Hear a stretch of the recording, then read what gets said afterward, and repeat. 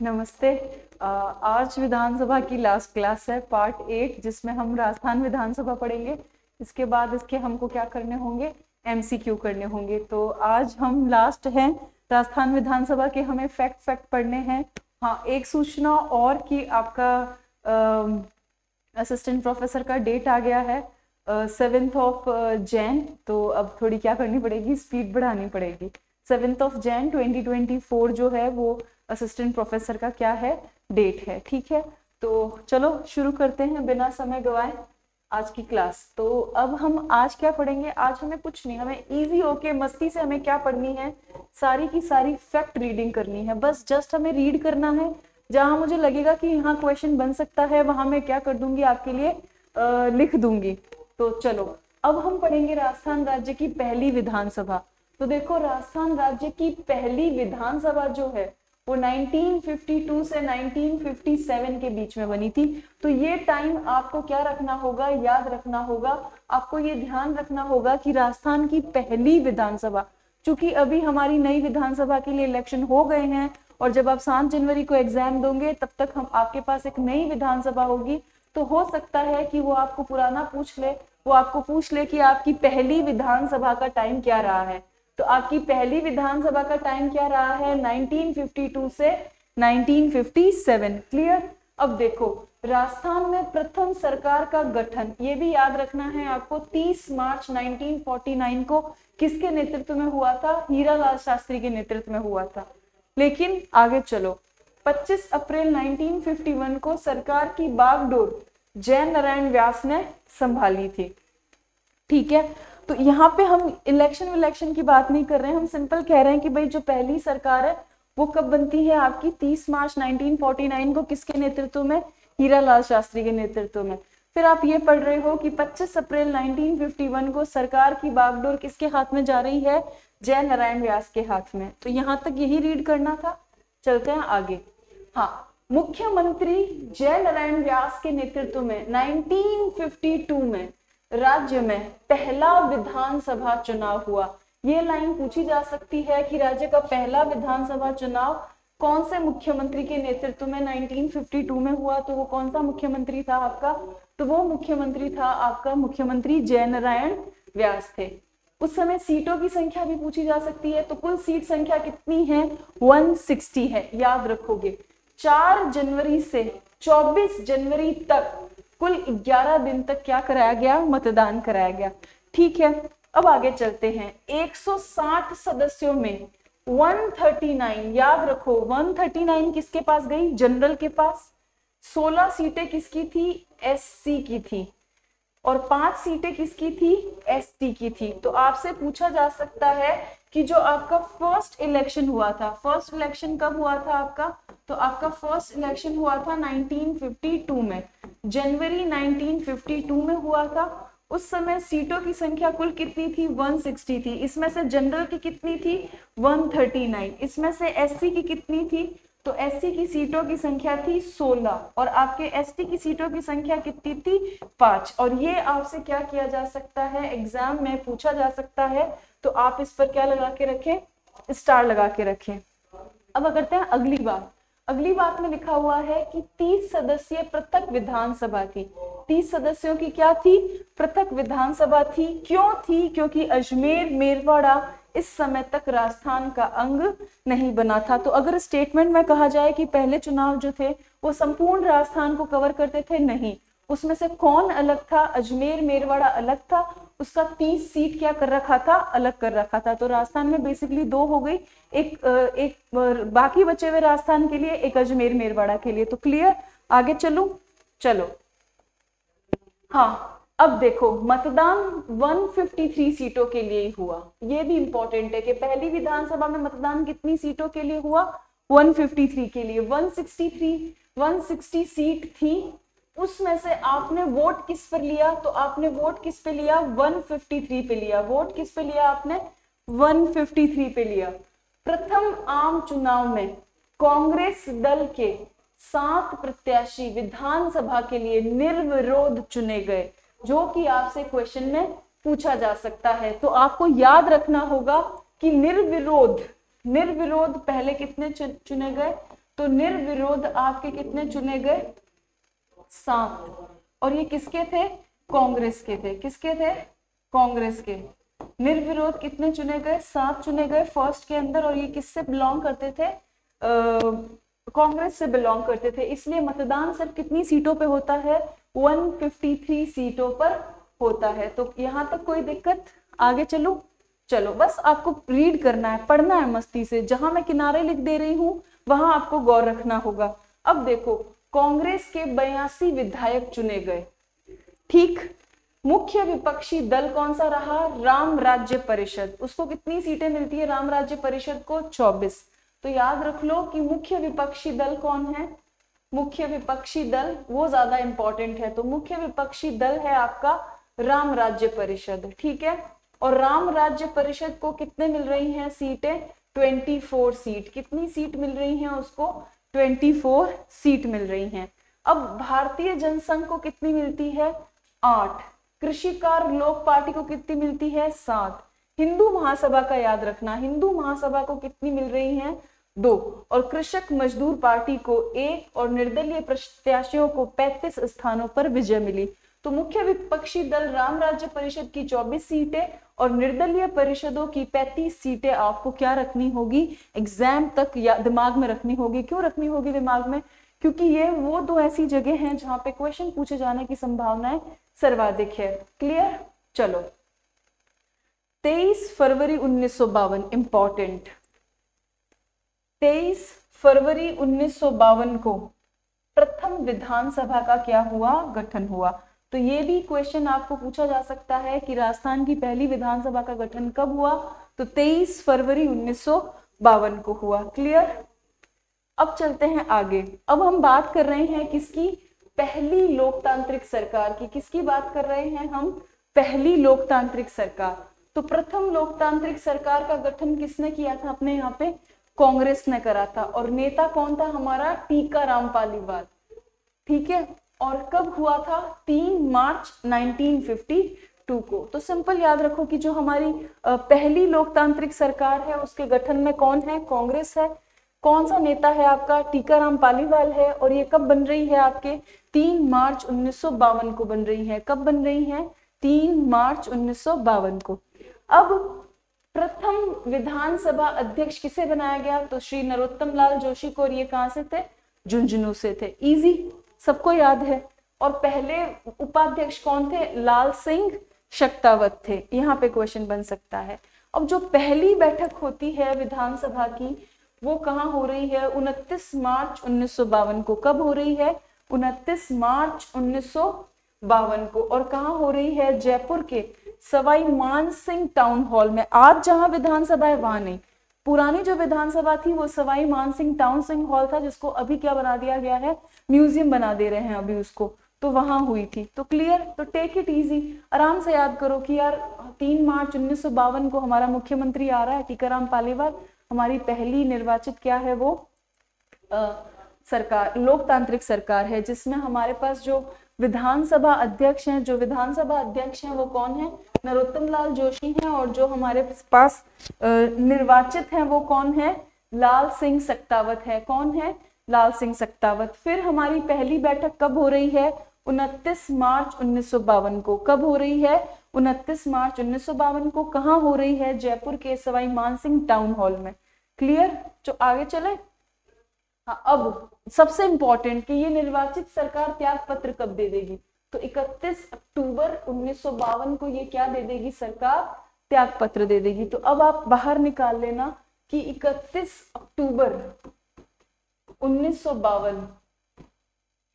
ठीक है, कौन सी डेट बाहर निकाल लोगे आप? 31 अक्टूबर 1952। इस दिन ये जो पहली सरकार थी, पहली चुनी हुई सरकार, ये क्या दे देगी?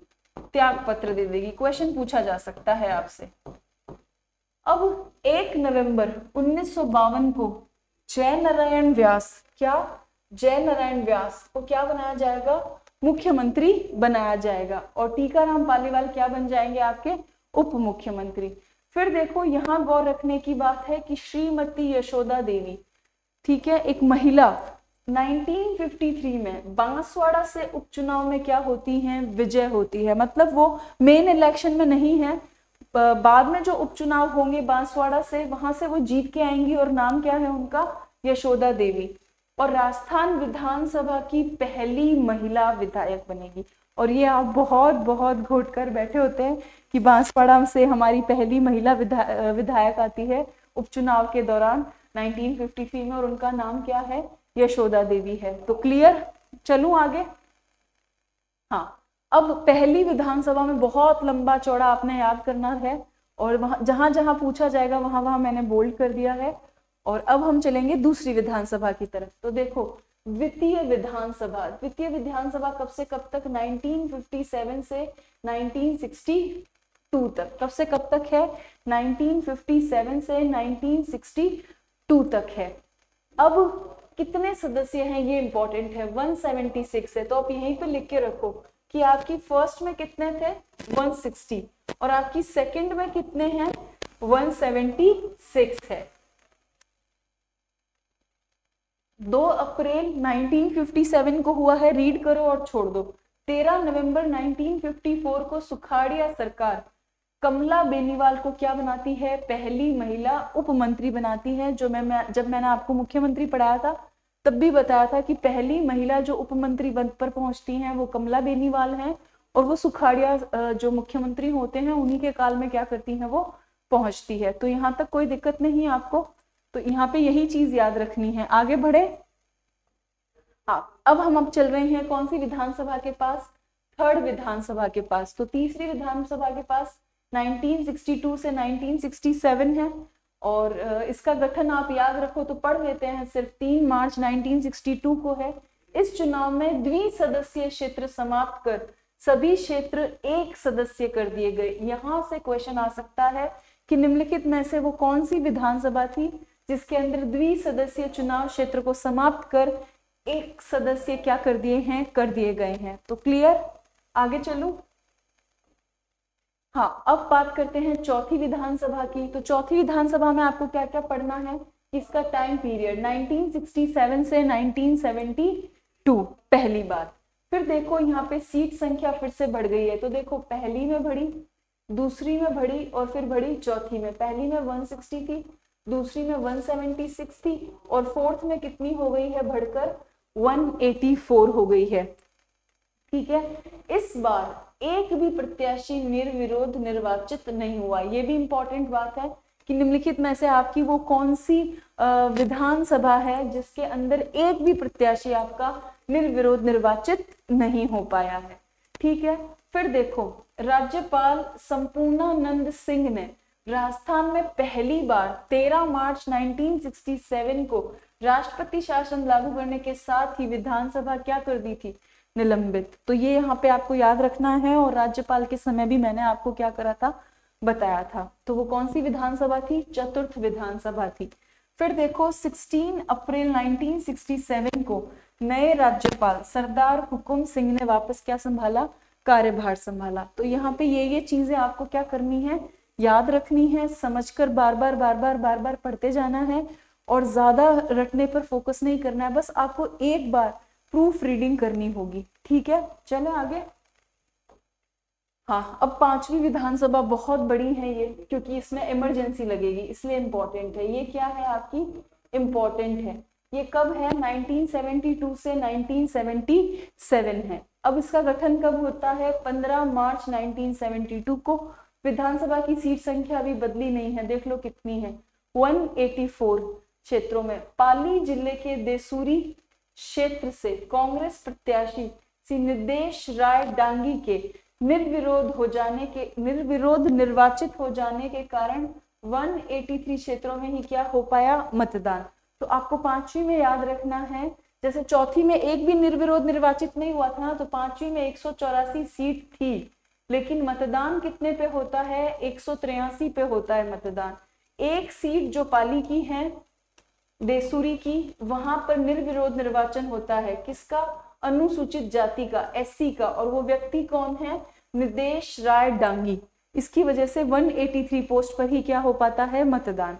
फिर देखो, आपात स्थिति की समाप्ति के बाद फरवरी 1997 में हुए लोकसभा चुनाव में केंद्र में सत्तारूढ़ जनता पार्टी की सरकार के निर्देश पर कार्यवाहक राज्यपाल वेदपाल त्यागी ने 30 अप्रैल 1977 को श्री हरिदेव जोशी की सरकार को क्या कर दिया, बर्खास्त कर दिया और दूसरी बार क्या लागू कर दिया, आपके राष्ट्रपति शासन लागू कर दिया। तो जब हमारे यहाँ दूसरी बार राष्ट्रपति शासन लागू होता है तो विधानसभा कौन सी होती है, पंचम। ये आपको याद रखनी है कि जब हमारा दूसरा राष्ट्रपति शासन लग रहा है तब हमारी विधानसभा कौन सी है, पांचवी है। क्लियर, आगे बढ़ू, चलो। हाँ, अब देखो सिक्स्थ का टाइम कब से कब तक है, 77 से 80 के बीच में है। तो ये राज्य में प्रथम गैर कांग्रेसी सरकार, तो इम्पोर्टेंट पूछा जा सकता है कि कौन सी विधानसभा में पहली बार गैर कांग्रेसी सरकार बनती है, तो आपकी छठी विधानसभा है। ठीक, छठी विधानसभा चुनाव से पूर्व विधानसभा क्षेत्रों की परिसीमन किया गया। तो ये भी याद रखना है कि कौन सी विधानसभा से पहले आपका परिसीमन किया गया था, तो छठी विधानसभा से पहले आपका परिसीमन किया गया और इसकी संख्या 184 से बढ़कर कितनी हो गई, 200, और आज तक कितनी है, 200 हैं।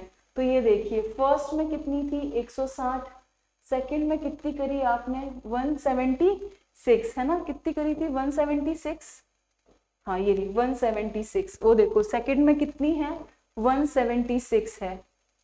तो सेकंड में आपने 176 करी, फोर्थ में आपने 184 कर दी और फिर आप सिक्स्थ में कितनी कर रहे हो, 200 कर रहे हो, जो आपकी आज तक, जब 2023 में चुनाव होना है 25 नवंबर को, तब तक आपके पास सीटें कितनी फिक्स हैं, अभी भी 200। 25 नवंबर को है ना, 25 नवंबर मतदान का उत्सव है, तो उस दिन तक कितनी है हमारे पास, 200 है। अब देखो, भैरव सिंह शेखावत मंत्रिमंडल, राजस्थान में प्रथम गैर कांग्रेसी सरकार थी। जब मैंने आपको मुख्यमंत्री पढ़ाया था तब ये बताया था कि भैरव सिंह जी पहले गैर कांग्रेसी मुख्यमंत्री थे और मैंने कहा था कि वो डेट याद रखना जिस दिन उन्होंने शपथ ग्रहण किया था। तो अब आपकी जिम्मेदारी है, चूंकि कॉलेज लेक्चरर का एग्जाम का डेट घोषित हो गया है, इसलिए सीरियसली पढ़े जो कॉलेज लेक्चरर का एग्जाम दे रहे हैं, और वो मुझे कमेंट बॉक्स में लिख के दें कि भैरव सिंह शेखावत ने एज अ गैर कांग्रेसी मुख्यमंत्री पहली बार कब शपथ ली थी। ठीक, अब चलते हैं आगे। 1977 के चुनाव में जनता पार्टी की सफलता के बाद नेता पद के चुनाव में श्री भैरव सिंह शेखावत गैर विधायक थे और वो क्या हुए, विजयी हुए। ये लाइन हमारे लिए इतनी इंपॉर्टेंट नहीं है, हम इसको छोड़ सकते हैं। अब चलते हैं आगे। 22 जून 1997 को राज्य के प्रथम गैर कांग्रेसी मुख्यमंत्री के रूप में प्रदेश की बागडोर किसने संभाली, भैरव सिंह शेखावत ने संभाली। इसी समय श्री शेखावत कहां से थे, मध्य प्रदेश से। राज्यसभा के सदस्य थे जिन्होंने 18 अक्टूबर 1977 को कोटा जिले के छबड़ा क्षेत्र में उपचुनाव में विजयी होकर विधानसभा की क्या प्राप्त कर ली, सदस्यता प्राप्त कर ली। तो मैंने मुख्यमंत्री के टाइम भी बताया था कि भैरव सिंह जी जो थे वो उस जिस वक्त मुख्यमंत्री बने उस समय राजस्थान में नहीं था, छबड़ा, मध्य प्रदेश के छबड़ा से थे। बाद में उनको मध्य प्रदेश से थे, बाद में उनको कोटा के छबड़ा से क्या बनाया गया, मेंबर बनाया गया। ठीक है, फिर देखो रघुकुल तिलक ने 16 फरवरी 1980 को, कब, 16 फरवरी 1980 को श्री शेखावत की सरकार को बर्खास्त कर विधानसभा क्या कर दी, भंग कर दी और राज्य में तीसरी बार क्या लागू हो गया, आपका राष्ट्रपति शासन। तो बहुत सिंपल है, इसको भी आपको क्या करना है, एक रीड करना है और क्या बढ़ जाना है, आगे बढ़ जाना है। अब चलते हैं अपन आगे की ओर। हाँ, अब आ जाती है हमारी 7वीं विधानसभा जिसका टाइम कब से कब तक है, 80 से 85 है।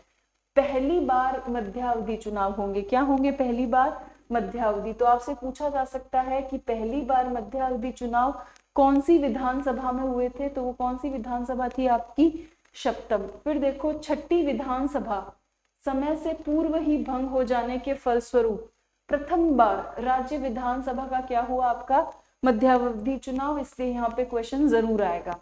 फिर देखो 7वीं विधानसभा के लिए कांग्रेस ने 133 स्थानों पर, बीजेपी ने 32 स्थानों पर विजय प्राप्त की। इंपॉर्टेंट नहीं है, छोड़ दो। 7वीं विधानसभा का गठन 6 जून 1980 को हुआ, ये भी इतना इंपॉर्टेंट नहीं है।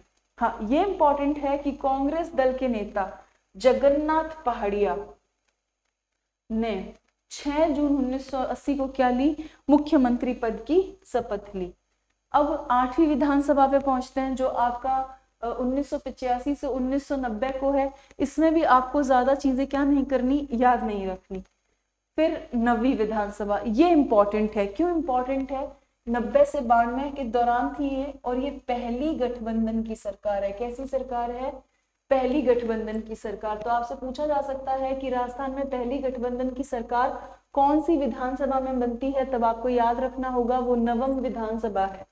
अब देखो 1967 के चौथी विधानसभा चुनाव की तरह 9वीं विधानसभा में भी किसी दल को क्या नहीं था, स्पष्ट बहुमत नहीं मिला स्पष्ट बहुमत। तो 4 मार्च 1990 को भैरव सिंह शेखावत ने मुख्यमंत्री पद की शपथ ग्रहण कर दूसरी बार प्रदेश की क्या संभाल ली, बागडोर संभाल ली। फिर देखो 6 दिसंबर 1992 को अयोध्या में घटी घटनाओं के पश्चात, यहां से चीज इंपॉर्टेंट हो जाती है जो आपको याद रखनी है कि 6 दिसंबर 1992 को अयोध्या में घटी घटनाएं, वो बाबरी मस्जिद केस है।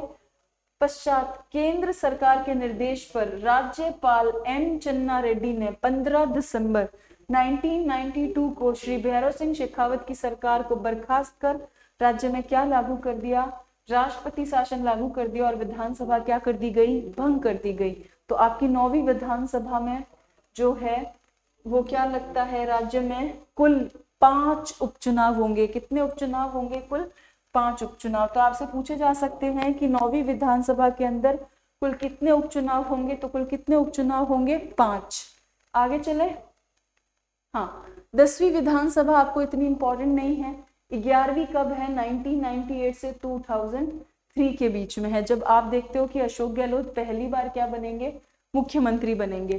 तो श्री अशोक गहलोत ने राज्य के 12वें मुख्यमंत्री के रूप में क्या ली है, शपथ ली है। जोधपुर के सरदारपुरा क्षेत्र में 22 फरवरी 1999 को, ये इस बार पूछा था, ठीक है, किसी एग्जाम में अभी ये डेट पूछी गई थी, को उपचुनाव में कांग्रेस प्रत्याशी के रूप में श्री अशोक गहलोत क्या हुए थे, निर्वाचित हुए। तो 22 फरवरी 1999 याद रखना, इनका क्षेत्र याद रखना सरदारपुरा, और उपचुनाव में सिलेक्शन हुआ था। ये भी आपको क्या रखना है, समझ कर दिमाग में रखना है कि गहलोत साहब भी कैसे आए हैं, उपचुनाव में जीत कर आकर फिर बने हैं। फिर गहलोत जोधपुर क्षेत्र से लोकसभा के सदस्य थे, तो ये भी क्या थे, विधायक नहीं थे। फिर 6 महीने बाद उपचुनाव लड़े सरदारपुरा से, और फिर इनको क्या किया गया, विधायक का पोस्ट मिला, तब सब कुछ चीजें सही हुई। तो क्लियर चले। हाँ, अब 12वीं विधानसभा 2003 से 2008। अब ये क्यों इंपॉर्टेंट है, क्योंकि यही वो टाइम है जब हम पहली बार किससे मतदान करा रहे हैं, ईवीएम मशीनों से। तो आपको इसलिए याद रखना है कि ईवीएम मशीन्स पहली बार 12वीं विधानसभा में। फिर देखो विधानसभा इतिहास में भारतीय जनता पार्टी ने 200 में से 120 सीटों पर कब्जा कर पहली बार क्या प्राप्त करा था, स्पष्ट बहुमत। देखो अगर आपका सरकार चेंज हो जाता है, मान लो फॉर एग्जाम्पल कि आपका सरकार चेंज हो जाता है, हमारे पास बीजेपी का गवर्नमेंट आ जाए नया, तो फिर ये क्वेश्चन इंपॉर्टेंट हो जाएगा। वो आपसे पूछ सकते हैं कि पहली बार कब स्पष्ट बहुमत कौन सी विधानसभा बीजेपी लाई थी, तो वो कौन सी विधानसभा थी, 12वीं। विशेषता यह है कि इसमें महिला विधायकों की संख्या भी कितनी थी, 12 रही। अब तक की सबसे ज्यादा कितनी रही, 12 रही।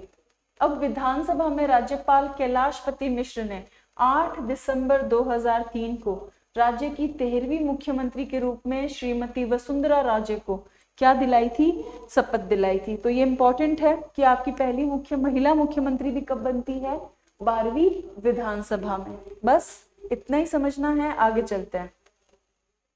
अब 13वीं विधानसभा से आपको कोई मतलब नहीं, 14वीं से भी नहीं, 15वीं का अब कार्यकाल क्या होने वाला है, खत्म होने वाला है। और जब हमारा एग्जाम होगा तब हमारे पास कौन सी विधानसभा होगी, 16वीं विधानसभा होगी। तो अब हम क्या करें, तो हम इंतजार करेंगे। तो मैं एक आपको एग्जाम से पहले एक ब्रीफ वीडियो दूंगी, कौन सी संविधान सभा पर, 16 विधानसभा पर, क्योंकि 15 अब याद करने का क्या नहीं है, मतलब नहीं है। तो ये कुछ कोर फैक्ट थे जो सिर्फ रीड करने थे और बताने थे कि कौन कौन सा याद करना है।